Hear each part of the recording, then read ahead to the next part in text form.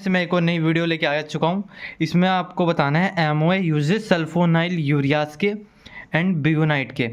ये क्वेश्चन आपका 7 नंबर में बहुत बार आता है, सल्फोनाइल यूरियाज के ऊपर आता ही आता है, तो इसके बारे में मैं बताऊँगा। Sulfonyl ureas it is belong to oral hypoglycaemic agent and used for the treatment of type 2 diabetes mellitus. ये बिलोंग करा जाता है एक ओरल हाइपोग्लाइसेमिक एजेंट, यानी कि ये इसको हम ओरल हाइपोग्लाइसेमिक एजेंट को एंटी डायबिटिक एजेंट भी कहते हैं, उसके लिए यूज़ किया जाता है। एंड ये हम ठीक करने के लिए टाइप 2 डायबिटीज़ मेलिटस को ठीक करने के लिए भी इसका यूज़ करते हैं। कार्ब्यूटामाइड जो है वो फर्स्ट सल्फोनाइल यूरिया है जो कि क्लिनिकली यूज़ किया जाता है ट्रीट करने के लिए डायबिटीज़ को। कार्ब्यूटामाइड ये फर्स्ट सल्फोनाइल यूरिया है जो कि हम क्लिनिकली यूज़ करते हैं ठीक करने के लिए डायबिटीज़ को। अब सल्फोनाइल यूरिया जो होते हैं इसमें 2 जनरेशन होती हैं, first generation second generation. First generation में टॉलब्यूटामाइड होता है, सेकंड जनरेशन में आपका ग्लैम्पायराइड, ग्लिप्सिपाइजाइड, मेटामॉर्फिन होता है, और एक मैंने मेटामॉर्फिन लिखा नहीं, आप लिख सकते हो, और एक होता है क्लोरोप्रोमाइड। मेटामॉर्फिन ज़्यादा यूज़ किया जाता है। सार की बात करें इसकी तो शुरू में हमारा एराइल ग्रुप एराइल सल्फोनाइल जुड़ा हुआ है, या एल्काइल ग्रुप भी कह सकते हैं इसको, ये एराइल सल्फोनाइल जुड़ा हुआ है।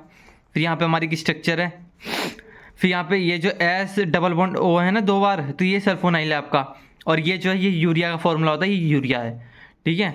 ये भी एराइल सल्फोनाइल है R2 यहाँ पे। सल्फोनाइल यूरिया ग्रुप 2 जरूरी है, बिना इसके ड्रग काम नहीं करेगी। सल्फोनाइल यूरिया ग्रुप बिल्कुल ज़रूरी है, इसमें इंपॉर्टेंट है, ये आपका ग्रुप हो गया, इसके बिना जो ड्रग है काम नहीं करेगी। बेंजीन रिंग होनी चाहिए, रिंग के पैरा पोजीशन पर सब्स्टिट्यूशन हो, एक्टिविटी बढ़ती है।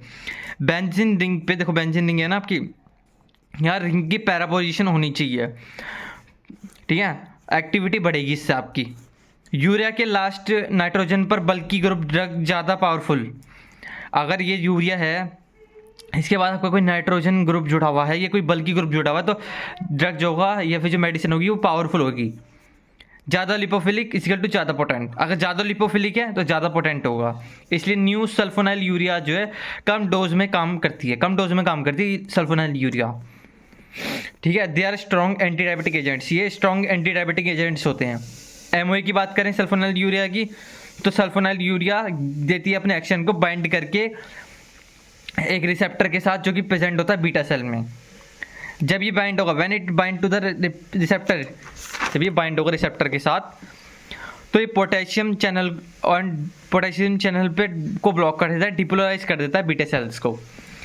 अब जब डिपोलराइजेशन होगी तो कैल्शियम चैनल जब ब्लॉक हुआ था वो ओपन हो जाएगा एंड रिलीज करेगा मोर एंड मोर इंसुलिन, बहुत ज़्यादा इंसुलिन रिलीज करेगा, ठीक है। तो ये इसका यहाँ पे डायग्राम है, आप डायग्राम बनाना चाहो बना सकते हो, अगर आपको समझना है तो इसकी नेक्स्ट वीडियो में डालूंगा, उस पर समझ लेना। यहाँ पे बस आपको पॉइंट बता देता हूँ, ये आपको बनाने की वैसे ज़रूरत नहीं है, अगर मार्क्स चाहिए या फिर थोड़ा पेज बनना है तो उसके लिए बना सकते हो। पॉजिटिव चार्ज होगा इनसाइड सेल तो डिपोलराइजेशन होगी, और नेगेटिव चार्ज होगा तो रिपोलराइजेशन होगी, पॉजिटिव डिपोलराइजेशन, नेगेटिव रिपोलराइजेशन। कौन कौन से ड्रग्स यूज़ किए गए हैं? 2 ड्रग्स यूज़ किए गए हैं, टॉलब्यूटामाइड और क्लोरोप्रोमाइड, ठीक है। ये बस इतना ही था, उसमें मेटामॉर्फिन पढ़ लेना, मेटामॉर्फिन आता जरूर है। अगर वीडियो अच्छी लगी हो चैनल को सब्सक्राइब करना, वीडियो को लाइक करना।